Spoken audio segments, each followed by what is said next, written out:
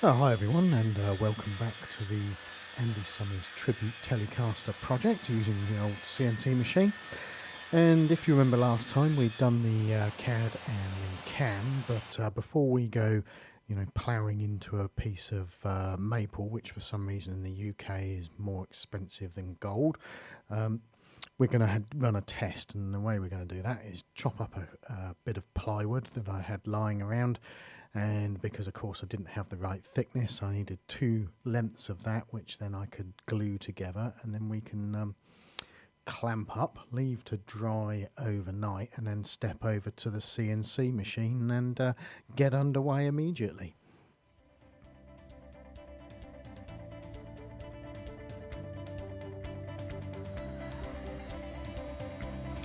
Okay, so the first toolpath we're going to run is just to put a couple of holes in the bed in the machine, and that's so that we can put some locating pins into both the neck and locate that onto the bed.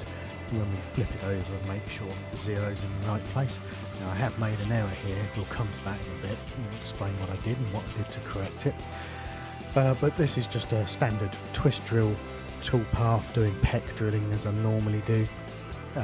Firstly into the bed, and then secondly you can see there into the stock in exactly the same position. Okay, so now we're going to get on with the main roughing toolpath, and this is using an 8mm one flute cutter. It's fairly aggressive. It's using adaptive clearing, which is a lot gentler on the machine. The cutter, and generally removes material at a really fast rate, because you can see there it's plunged right down to the full cutting length of the tool, so we're not just cutting on the tip and essentially wasting some of the cutting edge of the tool. We're spreading that cutting, if you like, along the full length of the tool, which is obviously more economic. And you can see there, I think it's using a step over 3.2mm on an 8mm tool, so that's about a 40% step over. You never use a step over that's exactly halfway on the tool, because that causes you problems where the tool essentially tries to move off of that halfway point, and with smaller tools that can cause chatter, even though your machine's nice and rigid. So anyway, using a 3.2mm step over here, and you can see the chip spray coming off of there is pretty extreme, so very happy with that. I could actually probably go a bit faster, but I think this is probably good enough for what we're using it for. Obviously, if I was going into full-scale production of Telecaster necks, or any other object for that matter, then I would start pushing the feed rates up on all of the toolpaths I'm using here to try and cut down the cycle time.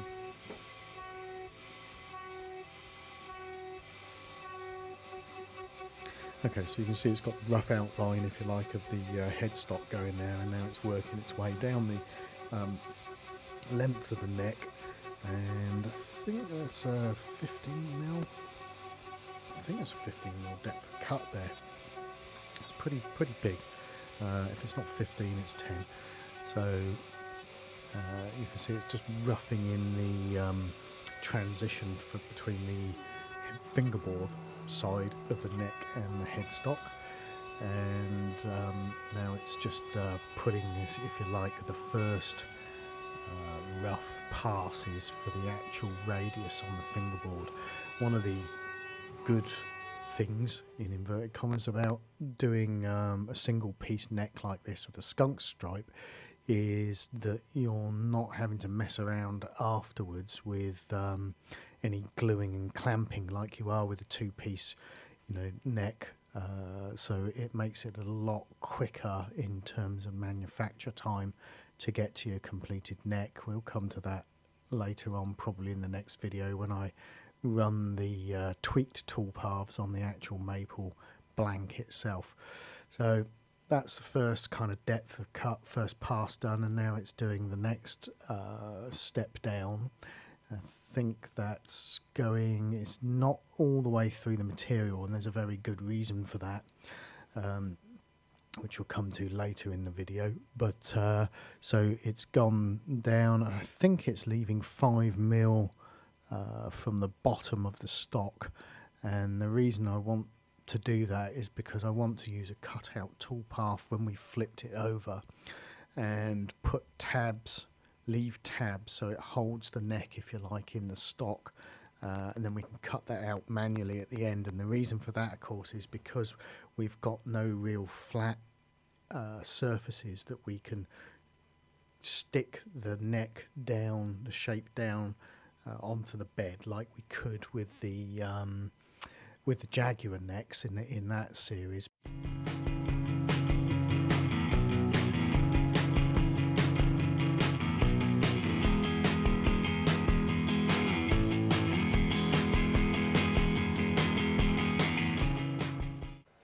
Okay, the next toolpath we're going to run is we're going to take a 6mm 1 flute end mill, and we're going to put the dot inlay holes into the fingerboard surface. And because the tool can do both, we'll also come over to the headstock and we'll put the machine tuning machine holes into the headstock as well while we're at it.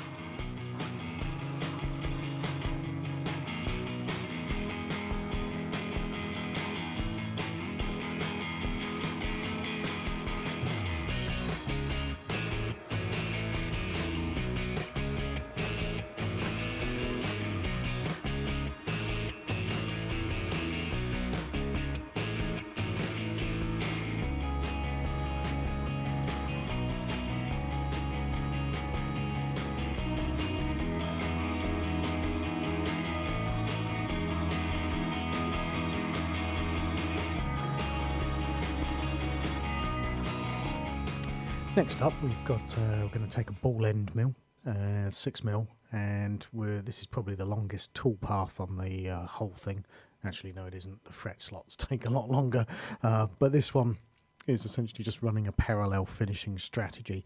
Now, I don't really need to run it over the headstock, and I probably will edit the tool path so that it doesn't it doesn't run over the headstock flat surface there, but it does obviously need to do the transition and the fingerboard radius. I've kept it to a 1mm step over on here, which is probably more than desirable. There is some kind of very faint fluting on the surface, but that's fairly easy to sand off, and speeds the tool path up considerably. You know, if I went for a 1/2mm step over, it would be there forever, basically running backwards and forwards, and this is speeded up footage. So anyway, on with this one.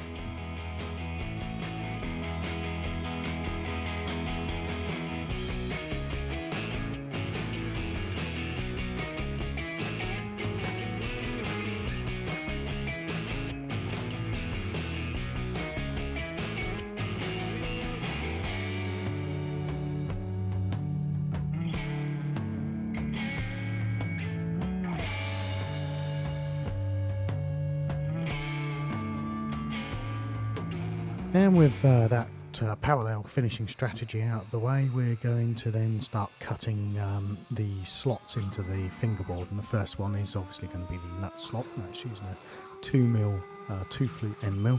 That's just going to quickly put, I think it's about 3 or 5mm deep, can't remember which, but it's certainly a fairly quick tool path. This one's in real time. I could probably run it faster, but it doesn't take that long.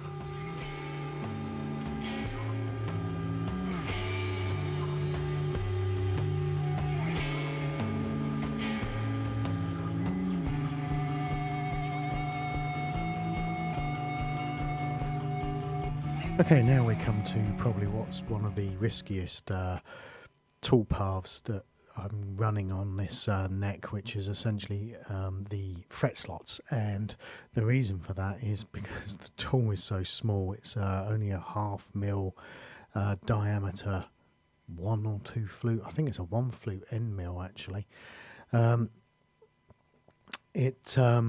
Yeah, need to take it fairly slow. This is actually speeded up footage, and it was 187mm per minute, which is very, very slow. I did halfway through this, I pushed up the feed rate. You can manually override, if you like, the feed rate in Mach 3 up to 200% of what it was originally. So I crept it up to 150% and then crept it up again to 200%, and it seems to run okay. So what I do for the maple neck is I'll hard code that, if you like, into the G code, so it's running at that nearly 400 millimeters per minute, and then maybe push it even further up there. I do have a spare one of these tools, so I could you know, potentially do a destructive test just to see how fast I can get it to run. Right, I've got a bit of a quandary here. What I've done is I've made a bit of an error in terms of where I've put the locating holes and the where the pins are going to go for when I flip this over the other way and do the back side of the neck. The rest of the toolpaths, by the way, are looking fantastic, really good. I mean, there's obviously some finishing, sanding need doing, but this profile here is actually great. Anyway, what I've done is I haven't put these holes on the stock y-axis, so there it's 2.5 mil in that direction. So what I'm going to have to do is flip this over. That's going to move the 0 point even further away, so it's going to be now 5.034 millimeters away, and what I'll have to do is essentially move the work coordinate system 0 over by that amount to compensate, at least if I've calculated correctly. So do that now and see how we get on.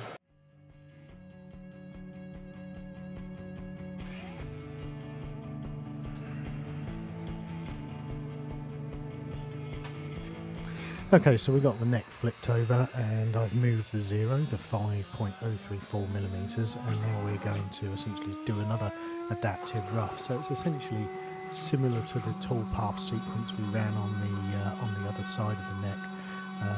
Again, just to you know, clear the material out as rapidly as we can, and we can see, I can see basically just from where it's cutting through, and on the other side as well, when it gets to that point, that the 0 point shift that I've done seems to have worked correctly, and we've got the neck in the correct position, which is good. What I will obviously do is if you remember right at the beginning, the 2 twist drill toolpaths, have to redo those so the 0's at the right point.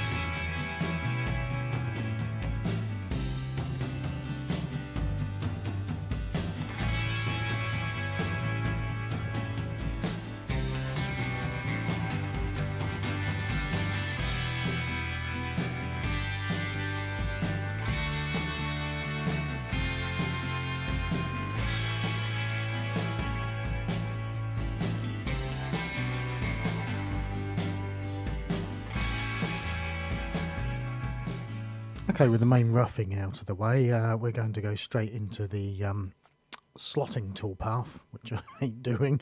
If you've followed any of my CNC series, I hate doing slotting toolpaths. They're brutal on the tools, not too bad in wood, but aluminium, oh, horrendous. Anyway, so we're doing essentially a contour around the entire silhouette of the neck, but we're leaving, as you can see there, 2 tabs down this end, the headstock, and also 2 tabs down at the heel end to hold the neck essentially in the stock whilst it cuts the rest of it out.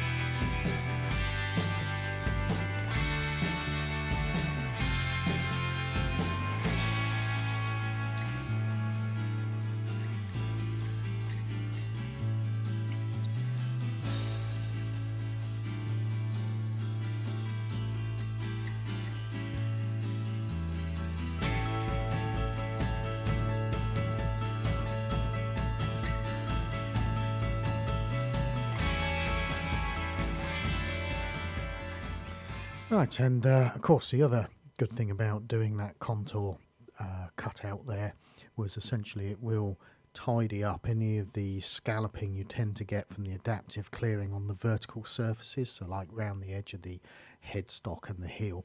And then we go with the another long toolpath, which is essentially a parallel finish again with the ball end mill, 6mm one again, with a 1mm step over. As I said before, you know, it's going to leave some kind of fluting, if you like, minor fluting on the surface at that step over. But in terms of, you know, that won't take too much to clear off. Whereas if I went to a 1/2mm, that would obviously double the time it takes to do this toolpath.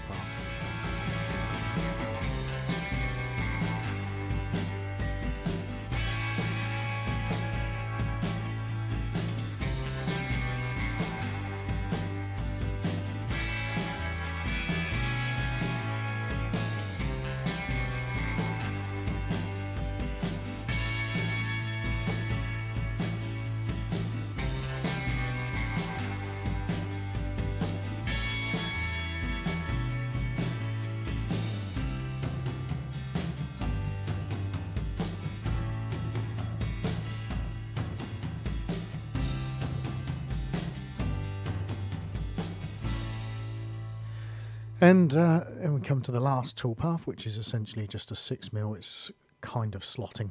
There is a little bit of a step over in it to make the right width of slot. But essentially this is the last one, and pockets the truss rod slot on the back of the neck, and we are pretty much finished at that point. It's looking pretty good. Get it out of there.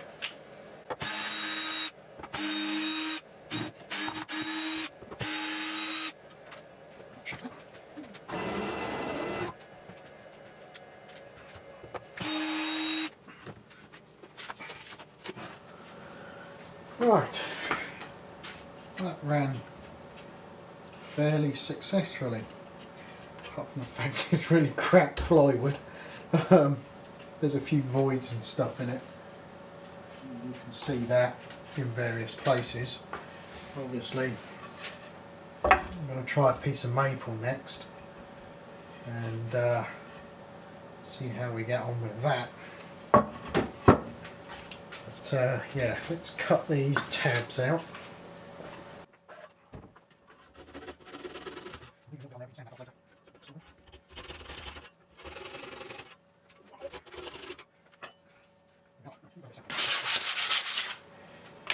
Right, on Telecaster neck, 21 fret, vintage dot spacing.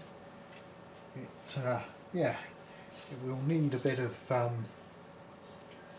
finishing sanding, and obviously this is just crappy plywood. I mean, look at that void there. Look, for example, there's a bit there where it's knocked out as well. Oh, lovely one there as well. You wouldn't want to go using this, but as a test, it's come out reasonably well. The fret slotting routine, although it took ages, was pretty good. This bit on the back here, I left, there's a few knobbles and stuff in there which will need sanding out, and this needs taken down a little bit here, but more better that we have to take it down than the machine having taken too much off. So I don't think that's going to be too much of an issue. In fact, probably with 80 grit I don't even need that, to be honest. And then there's this piece here where I just couldn't get that blend on the model, so we can take that off as well. But generally pretty good. In fact, probably better than the Jaguar, if you remember and watched that series. This transition here was pretty awful. Yeah, we had to take a spindle sander to it to even get the transition looking half decent. This one's just not going to take much at all. Bit of sanding just to blend in a bit better than it is at the moment. The heel is almost perfect. That's brilliant. Really nice blend. And it feels actually alright. It's not too thick. It's much more, I guess, V profiled than C maybe. But then again, this is supposed to be a vintage instrument. There we go. So I think we're going to be ready for running this on maple, which will be the next part. We still got a couple of bits to do on here, so we need to drill a hole in through the headstock into the truss rod slot in the back, and similarly we need to do another one here, which is where the adjuster is going to go. So we need to sort out that. I probably might have to make a jig for that. I'm not quite sure yet. We'll see. Anyway, so yeah, as ever, thanks for watching the video, and I'll see you in the next one of this series.